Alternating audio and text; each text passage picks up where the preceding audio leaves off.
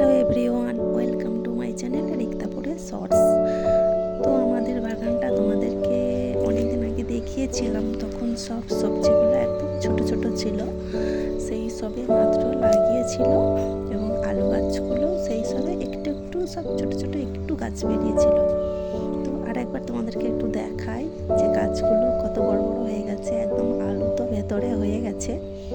আর কিছুদিন পরেই আলু খোলা হবে, সেই জন্য তোমাদেরকে একটু দেখাই ঘুরিয়ে বাগানটা। চলো দেখো, আলু গাছগুলো একদম বড় বড় হয়ে গেছে, ভেতরে অলরেডি আলু হয়ে গেছে।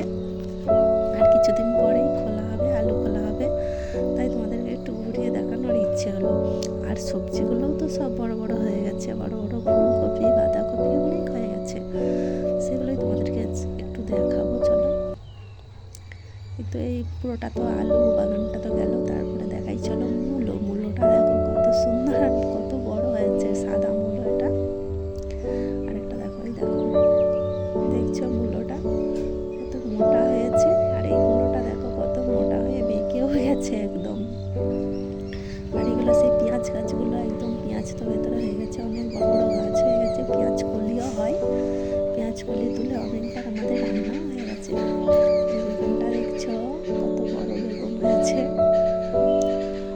দেখিয়েছিলাম একবার, তখন গাছগুলো অনেক ছোট ছোট ছিল, তখন আরেকবার দেখানোর ইচ্ছা হলো, কারণ আর কিছুদিন পরে আলু খোলা হবে, তাই ভাবলাম আলু খোলার আগে একবার আলু গাছগুলো একবার দেখিয়ে নিই। সব গাছেই খুব সুন্দর বড় বড় বেগুন হয়েছে,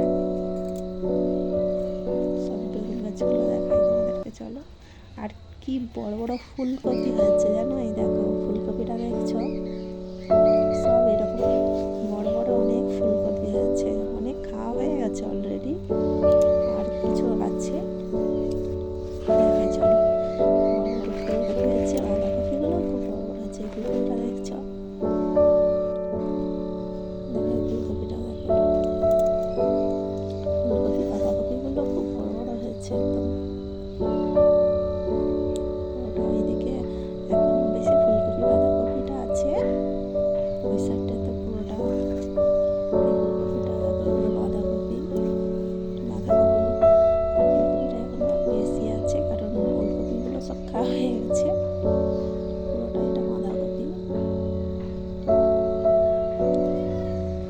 আর এই সাইডে আছে এগুলো পালং গাছগুলো, দেখেছো কত সুন্দর, দেখলেই খেতে ইচ্ছা হবে। এই পালংগুলো তো শীষ পালং, মানে শীষ পালং ডাটা খায় না, সেই শীষ পালং খাওয়ার জন্য রাখা হয়েছে। দেখো একটা বড় কত সুন্দর শীষ পালং হয়েছে, দেখতে পাচ্ছ, দেখলেই খেতে ইচ্ছা হবে রান্না করবে, কত সুন্দর পালংগুলো হয়েছে। সব এগুলো সব শীষ উঠার জন্য রেখে দিয়েছে, সব শীষ পালংয়ের তরকারি খাওয়া হবে। পালং শাকগুলো দেখছো কত সুন্দর, এগুলো তো পিলিং শাক, আগেও দেখিয়েছিলাম। আর এই পালং শাকগুলো দেখো, সব শীষ পালং, একদম শীষ সরু সরু হয়ে উঠে বীজ হয়ে গেছে, এগুলো আর খাওয়া হবে না, এগুলো সব বীজ হয়ে যাবে। দেখছো সব সরু সরু হয়ে বীজ হয়ে গেছে, সব শীষ উঠে বীজ হয়ে গেছে, এগুলো বীজ হবে, বীজের জন্য রেখে দেওয়া হবে। এগুলো আবার নেক্সট ইয়ারে এগুলো ছড়ানো হলে ওই বীজ থেকে আবার গাছ হবে। পুরো বাগানটাই তোমাদেরকে দেখাই একটু ঘুরিয়ে, পুরো সবজি বাগানটাই।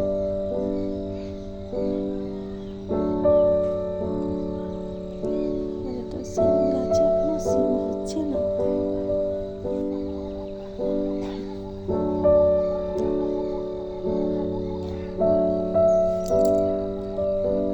আর কিছুদিন পরেই তো আলু খোলা হবে, তখন তোমাদেরকে দেখাবো কতগুলো আলু হয়েছে।